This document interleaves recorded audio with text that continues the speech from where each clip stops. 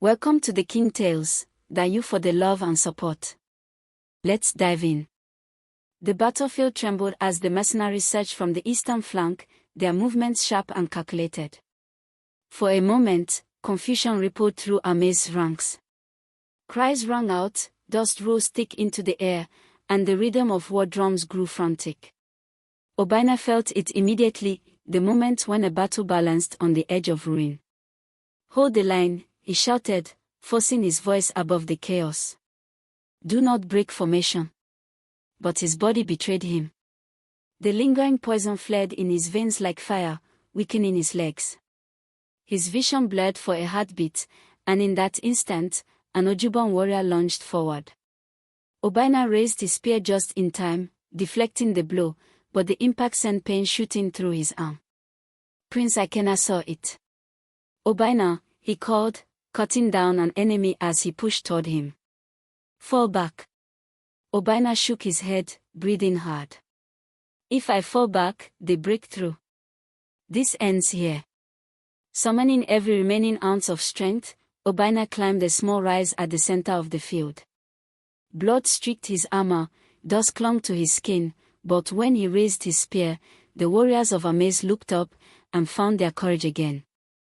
"This land is our home," Obina roared. "Every step the enemy takes beyond this point is taken over our lives. Stand with me." The response was thunderous. Warriors surged forward, shields locking, spears driving back the mercenaries. Prince Ikena led the cavalry in a sweeping charge, scattering Ojuban's flank and crushing their formation. From the ridge above, Adiko watched in disbelief. Her plan was unraveling. The hero she thought broken still stood, still inspired loyalty. Rage twisted her face as she signaled her last move, a final, desperate commandment to end everything. An arrow flew. It cut through the air toward Obina, swift and silent. But fate shifted. One of Obina's warriors, barely more than a youth, saw it first and threw himself into its path. The arrow struck his shoulder, and he fell, crying out. Obina turned just in time, fury blazing through the pain. "Enough," he shouted. He charged forward, driving the enemy back with renewed force, his movements fueled by something deeper than strength, purpose. The Ojuban army began to retreat, their lines collapsing, mercenaries fleeing when they realized the battle was lost. By sunset, the plains were silent. Amaze stood victorious. Obina dropped to one knee as the final horn sounded. Prince Ikena was at his side instantly, gripping his shoulder. "You did it," he said, voice thick with emotion. "You saved us all." Obina exhaled slowly. "We did," he corrected. "Together." Back in the palace, Adais felt it before the messenger arrived, a sudden stillness, like the land itself had exhaled. When the news came, her knees nearly gave way. Obina lived. Amaze endured. But far from celebration, Adiko fled into the night, her schemes exposed, her power shattered. She was no longer just a jealous noble, she was a hunted traitor. And as Obina was carried home once more, this time not as a fallen hero, but a living legend, he knew one truth above all. The war for Amaze was not only fought on battlefields. It was fought in hearts, in loyalty, and in the choices made when darkness whispered the loudest. And his story was far from over. The days that followed felt strangely calm, as though Amaze itself was recovering from a long illness. Markets reopened, children returned to play, and farmers went back to their fields. Yet beneath the surface of normal life, something had shifted. The people no longer spoke Obina's name only in admiration, they spoke it with trust. Obina's strength returned steadily. Each morning, he trained by the river, not to prepare for war, but to steady his spirit. He had faced death more than once, and it had changed him. He was no longer just a warrior reacting to danger, he had become a man who understood consequence. Adais noticed the change. "You're quieter," she said one evening as they walked through the palace gardens. "Stronger, but heavier somehow." Obina nodded. Because I see farther now. Every decision echoes. Every choice costs something. She stopped walking and looked at him. And what does your heart say? He met her gaze. That amaze will soon ask more of me than my sword. Her breath caught. She had sensed it too. Not long after, the elders summoned Obaina to the great hall. The people filled the space, farmers, warriors, traders, mothers holding children. Silence fell as the king rose. Amaze has endured betrayal, invasion, and fear, the king said. Yet we stand because of courage and loyalty. Obaina, son of this land, you have proven both. A murmur spread through the crowd. We ask you now, the king continued, to accept the role of guardian of Amaze, protector of the people, voice of justice, and shield against all threats. The weight of the moment pressed down like thunder. Obaina stepped forward slowly. He did not look at the crown, nor the warriors. He looked at the people. If I accept, he said, I do so not above you, but beside you. I will defend the weak, stand against corruption, and never rule through fear. The crowd erupted in approval. Adais felt tears spill freely. This was not the boy she once feared losing to war. This was a leader born of pain, loyalty, and love. That night, torches lit the city. Not in celebration of power, but of unity. Far beyond Amaze, Adiku watched the glow on the horizon from her place of hiding. Her clothes were rough now, her hands hardened, but her eyes burned brighter than ever. They think the story is over, she whispered. But legends invite challengers. She turned toward the deeper lands beyond the borders, where forgotten alliances slept and darker forces listened. Back in Amaze, Obaina stood on the walls beside Adais, the wind lifting their cloaks. Do you regret staying? He asked softly. She shook her head. No. Whatever comes, this is where I belong. Below them, the kingdom rested, wounded, hopeful, alive. Above them, the stars watched silently. And somewhere between destiny and choice, a new chapter was already being written. The unrest spread faster than anyone expected. Within days, whispers of hunger and fear reached every corner of Amaze. Though the palace distributed food from its reserves, some villages refused help, convinced the crisis was a sign of weak leadership. The nobles who opposed Obaina quietly fueled these doubts, smiling in daylight and plotting in darkness. Obaina felt the pressure closing in. At night, he barely slept. When he did, dreams of fire and betrayal chased him awake. Adais noticed the shadows under his eyes, the way his shoulders never fully relaxed anymore. You don't have to carry this alone, she said softly one night, placing a hand over his. If I don't, Obaina replied, voice low, the kingdom falls on someone less careful. Before she could answer, the palace gates echoed with alarm. A guard rushed in. Guardian, Prince Akena has been ambushed on the western road. The words struck like thunder. Obaina was on his feet instantly. Gather the guards. Now. Adai's heart raced. I'm coming with you. He turned to her sharply. No. This is dangerous. So is ruling from fear, she replied. And I won't stay behind while everything we've built is threatened. They rode through the night, torches flickering against the dark.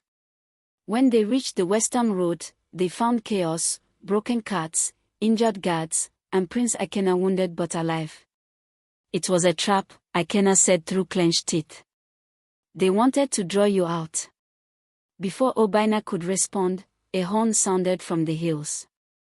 Too many. They were surrounded. From the shadows, a familiar voice rose, calm, cold, victorious. Still running to save everyone, Obaina. Adiku stepped forward, no longer dressed as a disgraced noble, but as a leader of something darker and more organized. Fighters stood behind her, trained, loyal, dangerous. You burned the granaries, Obaina said, fury restrained by discipline. She smiled. No. I exposed how fragile your peace is. Her gaze shifted to Adais. And how predictable your heart is. In that moment, Obaina understood. This was never about land or power alone. It was about breaking him. Adiko raised her hand. Lay down your weapons, guardian. Step aside. Leave Amaze to leaders who understand control. Silence stretched. Obaina looked at Prince Akena, bleeding but defiant. At the guards, outnumbered. At Adais, brave, unflinching, afraid but standing. Then he lowered his spear. Gasps rippled through his men. I will come with you, Obaina said evenly. But you leave them unharmed. Let the kingdom stand. Adai's voice broke. Obaina, no. He turned to her, resting his forehead briefly against hers. This is the choice leadership demands, he whispered. Trust me. Adiko laughed softly. How noble, she said. Very well. Obaina was bound and taken into the darkness. As dawn rose over Amaze, the people awoke to shocking news. Their guardian had surrendered himself. Some called it weakness. Others called it betrayal. But Adai stood before the council, eyes burning with resolve. They think Obaina is finished, she said. They are wrong. This is not the end of his story. And far away, as Obaina was dragged toward an uncertain fate, he held on to one truth above all. A kingdom is not saved by force alone. Sometimes, it is saved by sacrifice. Obaina's captivity was meant to break him. He was taken deep into the forested highlands beyond Amaze, to an abandoned stone stronghold hidden by cliffs and thick vines. Chains bound his wrists, but it was the silence that weighed heaviest. No taunts. No threats. Adeko wanted him to think, to doubt himself. Yet Obaina did not despair. Each night, he remembered the faces of the people he had protected. The farmers in the burned villages. The young warrior who had stepped in front of an arrow. Adai's steady voice telling him he was not alone. Those memories became his armor. Back in Amaze, chaos threatened to bloom, but Adais refused to let it. She stood before the council, calm but unyielding. Fear is what our enemies want, she said. If we turn on each other now, Obaina's sacrifice means nothing. Some elders hesitated. Others nodded. Prince Akena, his wounds still healing, rose slowly. Obaina trusted us with the kingdom, he said. Now it's our turn to prove worthy of that trust. Under Adai's guidance, food stores were redistributed fairly. Guards loyal to Obaina quietly took positions around the city. Messengers were sent to villages, not with commands, but with truth. Slowly, the people began to stand together again. And something unexpected happened. The people chose her.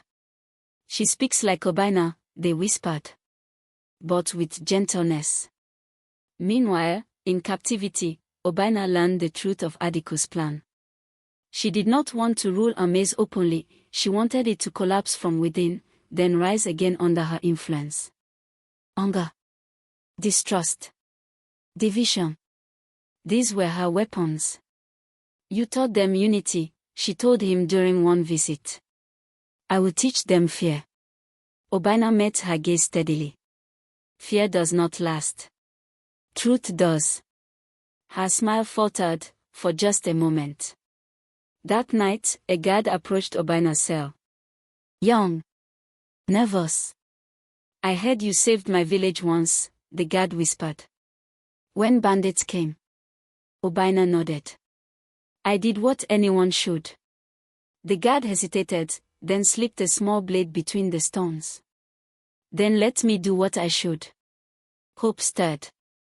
In amaze, Adai stood on the palace walls, staring toward the distant highlands. The wind tugged at her cloak, carrying with it a feeling she could not explain, certainty. He's alive, she said softly. And he's not done. Prince Akena stepped beside her.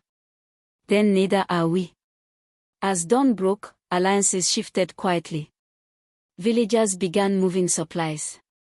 Warriors who once doubted now volunteered. And far away, chains loosened in the dark. Adiku believed she had won. She was wrong. Because the strength of Amaze had never lived in one man alone. It lived in the people he inspired. And the final chapter was approaching. The drums of morning began before dawn. They were slow, heavy, and full of sorrow, rolling across the kingdom of Ame like a dark cloud. When the messengers reached the palace with Obaina's body wrapped in red cloth, Adais knew the truth before a single word was spoken. Her knees gave way, and a cry tore from her chest, raw, broken, and unstoppable. The palace walls that once felt grand now felt like a prison closing in on her grief. For 7 days, Ame mourned its fallen hero. Elders poured libations, warriors shaved their heads, and women sang songs of courage and loss. Prince Akena stood tall before the people, hiding his pain behind the mask of a future king. Yet at night, he remembered Obaina's final breath and the promise he had sworn, to protect Adais, no matter the cost. But while the kingdom mourned, Adiku celebrated in silence. She watched the tears fall and the candles burn, believing her secret was buried with the dead. What she did not know was that guilt is louder than drums. Ikedi, haunted by Obaina's dying face, began to unravel. His nights were filled with fear, his days with trembling hands. At last, unable to bear the weight of his crime, he confessed everything to the council of elders. The truth struck Ame like lightning. Adiku was seized and brought before the people. Gone was her pride, replaced by terror as her betrayal was revealed. The elders spoke with one voice: treachery against the kingdom would not go unpunished. She was banished beyond the sacred forest, never to return, her name erased from songs and memory. Still, justice could not heal Adai's broken heart. Days turned into months, and grief changed her. She no longer laughed as she once did, but strength grew where sorrow lived. Remembering Obaina's love and sacrifice, she chose not to be destroyed by pain. Under Prince Akena's protection, Adais rose to become a voice for the women of Ame, wise beyond her years, respected by all. And though Obaina was gone, his spirit never left the land. The elders said the wind that passed through the tall grasses was his breath, guarding the kingdom he died for. His story became a legend told to children by firelight, a reminder that true love is brave, that betrayal always reveals itself, and that even in death, honor lives on. Seasons passed, and the kingdom of Ame changed in quiet ways. Crops grew fuller, rivers flowed calmer, and the people said the land had accepted Obaina's sacrifice. Yet on certain nights, when the moon hung low and the air turned still, Adais would feel his presence beside her. Not as pain, but as strength. One evening, an old priestess from the far hills came to the palace. Her hair was white like ash, her eyes sharp with ancient knowing. She asked to see Adais alone. When the doors were shut, the priestess spoke softly, "The dead who die with truth do not rest in silence. Obaina's spirit walks with the ancestors, but his destiny is not finished." That night, Adais dreamed. She stood in a vast field of tall grass, glowing under a silver sky.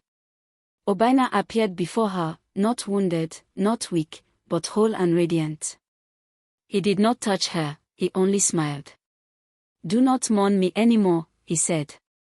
"Live. Lead. Love the people as we once dreamed." When Adais woke, her face was wet with tears, yet her heart felt lighter than it had in many moons.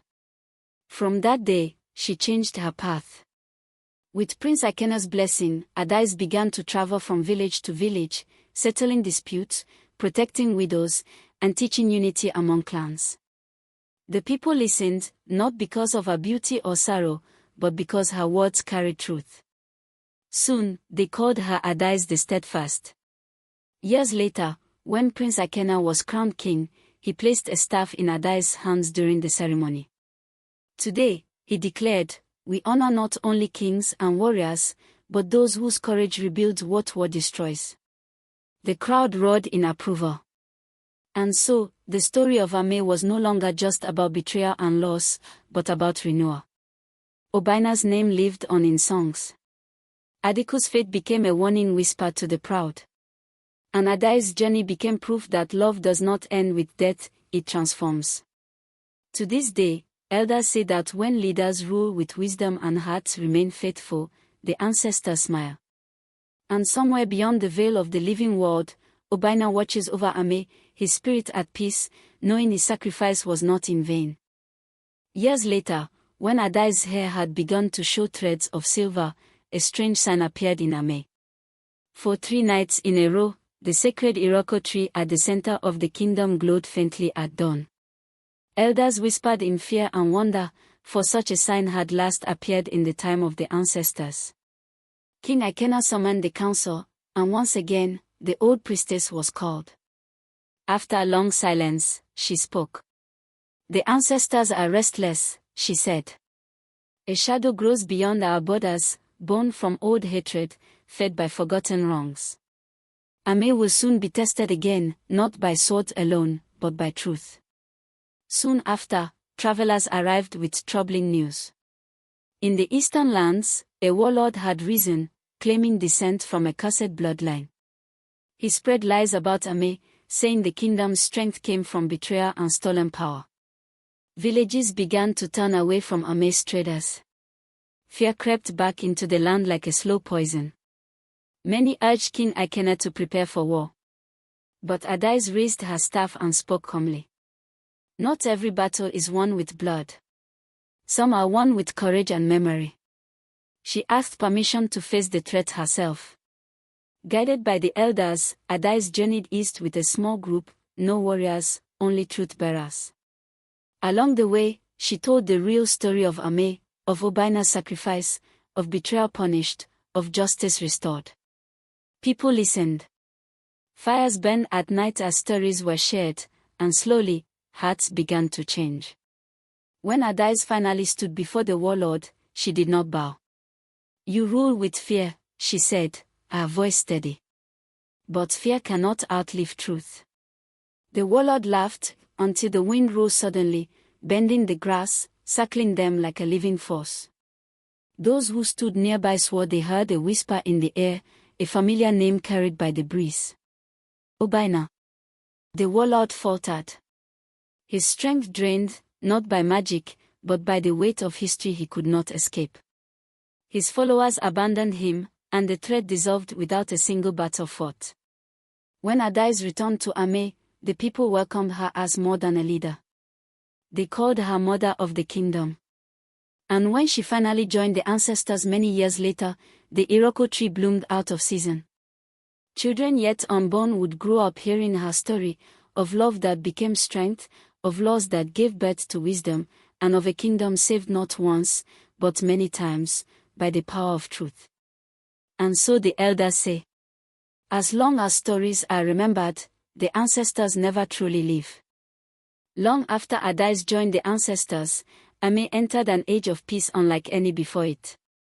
Children born in those years grew up without knowing the sound of war drums. Instead, they learned the rhythms of harvest songs and moonlight dances. Yet the elders never allowed the past to fade. Every year, on the night the Iroko tree first glowed, the people gathered to remember. It was during one such gathering that a child asked a question that silenced the crowd. "If Obina watches over us," the child said, "and Adais guides us from the spirit world, what must we do to keep Ame strong?" The oldest elder smiled and replied, "That is the question that keeps a kingdom alive." From that day, a new tradition was born. Young men and women were chosen each year to travel beyond Ame, not to conquer, but to learn. They returned with knowledge of other lands, new customs, and lessons of humility. Ame became known not just for its strength, but for its wisdom. And sometimes, when these travelers faced danger on distant roads, they spoke of strange moments, of sudden winds that cleared their path, of unseen hands guiding them away from harm. They would return home saying the same thing. The ancestors walk with us. Generations passed, and kingdoms rose and fell around Ame, but it endured. Not because of wars or armies, but because its people remembered the cost of betrayal and the power of truth. Obina's name became a symbol of honor. Adai's story became a guide for leaders. Even Adiku's fate was remembered, not with hatred, but as a warning carved into memory. Elders say that one day, when the world forgets its stories and hearts grow heavy with greed, Ame will face its final test. On that day, the Iroko tree will glow brighter than ever, and the voices of the ancestors will rise like thunder. Until then, the tale is not finished. For as long as the wind moves through the grass, as long as stories are told by firelight, as long as truth is chosen over fear, the spirit of Ame lives on. Years passed, and the land of Ame thrived under the careful hands of its rulers. Prince Ikena, who had once mourned Obina as a brother, became king after his father's peaceful passing. Though his heart still carried the memory of Adai's grief, he governed with fairness, learning from the sacrifices of the past. But the winds of change never rest. From the northern forest came whispers of unrest. Small villages reported shadows moving in the night, raiders, perhaps, or something older, something unseen. The people grew uneasy, remembering the stories of war and betrayal that had once scarred their land. One morning, as the sun painted the sky gold, a messenger arrived at the palace gates, breathless and wide-eyed. "Your Majesty," he cried, "a young warrior has appeared at the border. She wields a spear with the strength of 10 men, and she calls herself Chika, daughter of Obina." The hall fell silent. Obina's bloodline had returned, not as the hero they remembered, but as a living force ready to protect Ame. King Ikena stepped forward, a mixture of awe and worry in his eyes. "Bring her to me," he commanded. When Chika arrived, her presence was like lightning in the room. She stood tall, eyes fierce yet full of the kindness that had marked her father's soul. She carried no royal sigil, no crown, only a simple spear and a satchel of herbs and charms, tokens of her lineage. "I have come," she said boldly, "to serve Ame, and to honor my father's promise, that this land will never fall while his blood flows in its defenders." The king studied her. Though young, her voice held authority and courage that few elders could muster. "Then you shall join our warriors," he said finally. "And I trust you will learn the ways of leadership, of duty, and of mercy." Chika bowed deeply, a quiet vow in her heart: "I will not fail, not as my father did, not as others have tried to steal from us." And so, a new generation rose. Chika trained alongside the kingdom's finest, learning strategy, diplomacy, and the sacred customs of Ame.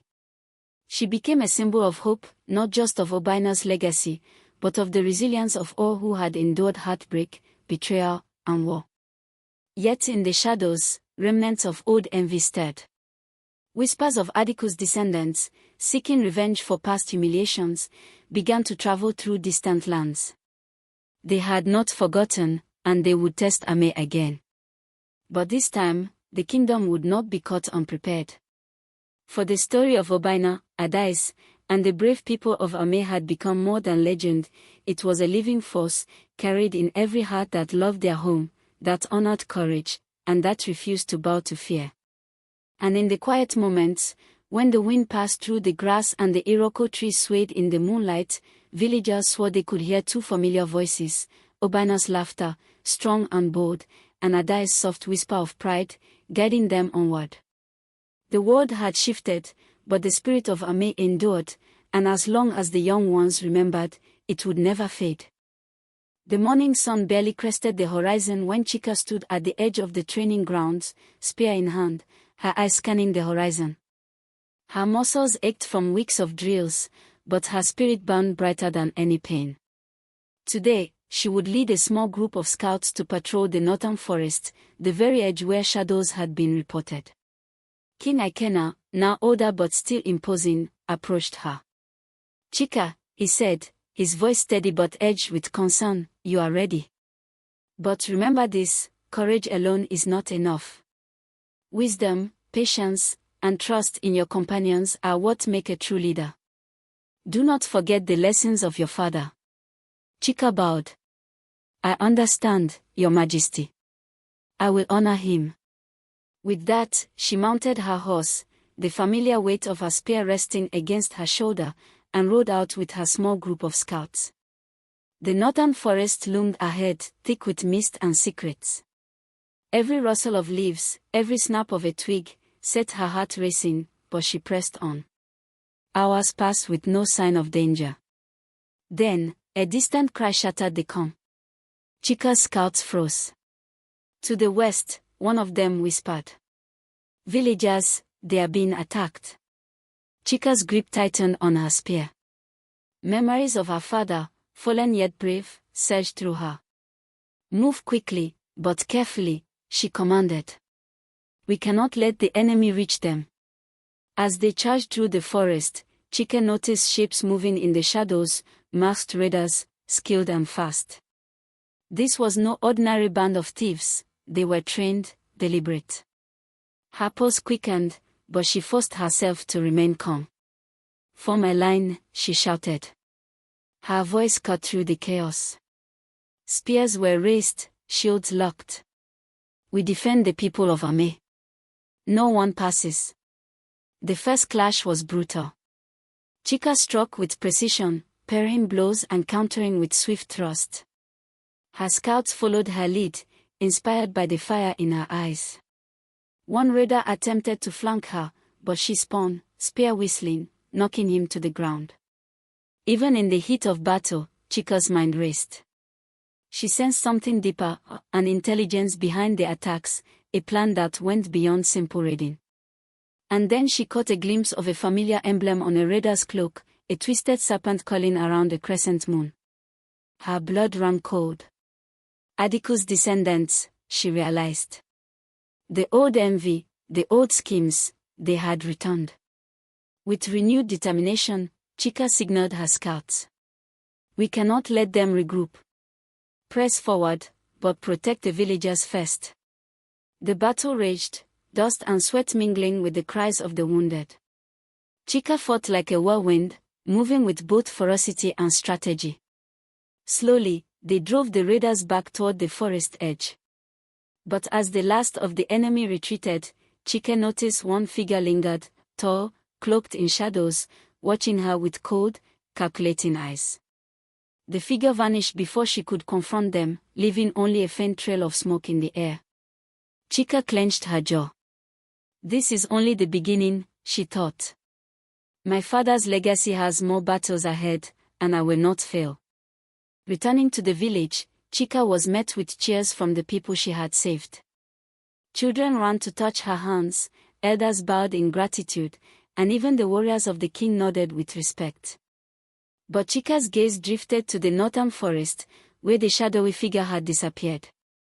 She knew the true danger was yet to come, and that this first victory was only a prelude to the trials ahead. As night fell, she sat beneath the stars, spear resting beside her. Whispering into the cool breeze, she spoke softly, as if her words could reach her father. I will protect Ame, as you did. I will not let our land fall. And I will uncover every shadow that seeks to harm it. And somewhere in the darkness, the whisper of the old enemy smiled, knowing the game of shadows had begun anew. The next morning, Chika rose before dawn, her mind restless. The shadowy figure she had glimpsed lingered in her thoughts like a dark omen. She knew this attack was not random, it was calculated, personal, and tied to the old grudges of the Ame royal court. If left unchecked, it could bring ruin not only to her village but to the kingdom itself. She called her closest scouts, young warriors she trusted above all others, and laid out a plan. We cannot wait for the enemy to strike again. They will test us, probe for weaknesses. We must find them first, she said, voice sharp with determination. Split into pairs. Scout the northern forest, watch every path. Look for signs of movement, campfires, anything unusual. Report back immediately. The scouts bowed and dispersed, disappearing into the early morning mist. Chika mounted her horse and rode toward the forest herself, spear ready, eyes scanning for any trace of the cloaked figure. Hours passed with nothing but the whispers of the wind through the trees. Her patience was tested, but she refused to falter. As the sun reached its zenith, she came across the remnants of the raiders' camp, charred wood, trampled earth, and scattered belongings. It was clear they had retreated swiftly, but something in the arrangement of the camp drew her attention. A pattern in the ashes, almost like a symbol, marked the ground, a serpent coiling around the crescent moon.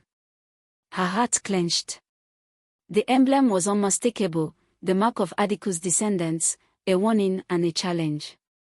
She knelt, tracing the ash with her fingers, and whispered, "They want more than war. They want fear. They want control." Suddenly, a rustle behind her made her spin, spear raised. A young scout, breathless and wide-eyed, stumbled into view. "Mistress Chica." "Over the ridge. I saw them." A larger group, they are moving toward the western villages. They carry banners, and there's a leader with a crescent-marked cloak. Chica's jaw tightened. "Gather the villagers and send them to safety. I'll intercept them. No one is to be harmed under my watch." She signaled the scout to hurry. The messenger vanished like a shadow, leaving Chica to face the coming storm alone. She pushed forward, following the path through dense undergrowth. Her muscles burned, but her mind was sharper than ever. This was no ordinary skirmish, this was a war of strategy, cunning, and vengeance. Her father had faced battles, but now the stakes were personal. "If I fail, it won't just be me who suffers. The people, my friends, everyone I love could be in danger." As the forest thinned, she saw them, a band of raiders gathered near a river crossing, their horses restless, their weapons gleaming. At their center stood the leader, the cloaked figure. Chica's grip on her spear tightened.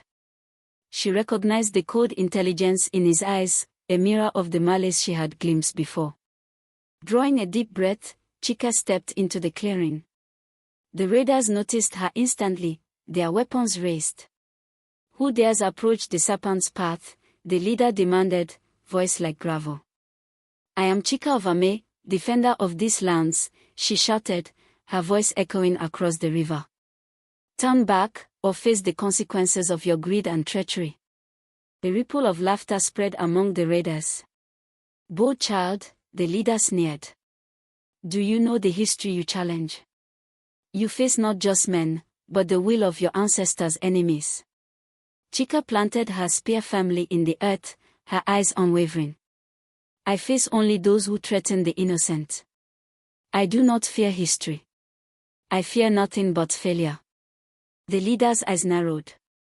With a swift motion, he raised his hand, signaling the attack. The raiders surged forward, weapons flashing. Chica met them with precise strikes, her movements fluid and deadly, each swing of her spear cutting through the chaos. Though outnumbered, she fought with the courage of 100 warriors. Every attack, every parry, was fueled by love for her people, for her father's legacy, and the memory of those who had fallen before her. Yet, she knew this was only the beginning. The real mastermind, the one who orchestrated this scheme, was still out there, watching, waiting. As the sun began to dip toward the horizon, Chica stood at the center of the battlefield, surrounded but unbowed. She knew one thing with certainty: the war had become personal. And she would not rest until every last shadow of Atticus' descendants was rooted out, no matter the cost.